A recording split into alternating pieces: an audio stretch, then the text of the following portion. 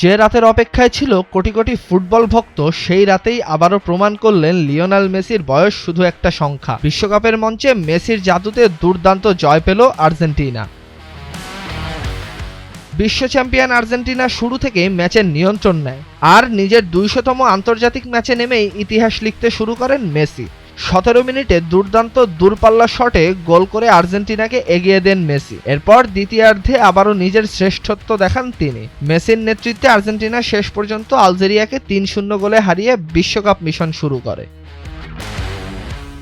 এই ম্যাচ শুধু একটা জয় ছিল না, এটা ছিল মেসির জন্য আরেকটি ইতিহাসের অধ্যায়। ২০০৬ সালে যে তরুণ মেসি বিশ্বকাপ শুরু করেছিলেন, আজ সেই মেসি ৬টি বিশ্বকাপ খেলে প্রথম ফুটবলার হিসেবে নতুন ইতিহাস গড়েছেন। বিশ্বকাপের মঞ্চে তার গোল সংখ্যা আরও বেড়েছে, আর কিংবদন্তি হিসাবে তার নাম আরও উজ্জ্বল হয়েছে। তবে আলজেরিয়াকে ছোট করে দেখার কোনো সুযোগ নেই। তারা শুরুতে আক্রমণের চেষ্টা করেছে, কিন্তু আর্জেন্টিনার অভিজ্ঞতা আর টিম কোয়ালিটির সামনে শেষ পর্যন্ত টিকে থাকতে পারেনি। বিশ্ব চ্যাম্পিয়নের বিপক্ষে তারা বুঝে গেছে এই মঞ্চে ছোট ভুলেরও বড় শাস্তি হয়। মেসি কি এবারও আর্জেন্টিনাকে বিশ্বকাপের শেষ পর্যন্ত নিয়ে যেতে পারবেন, নাকি অন্য কোনো দল থামাবে এই জাদুকরকে? তাহসিনুল বাকি ফাহিম, ভোরের কাগজ।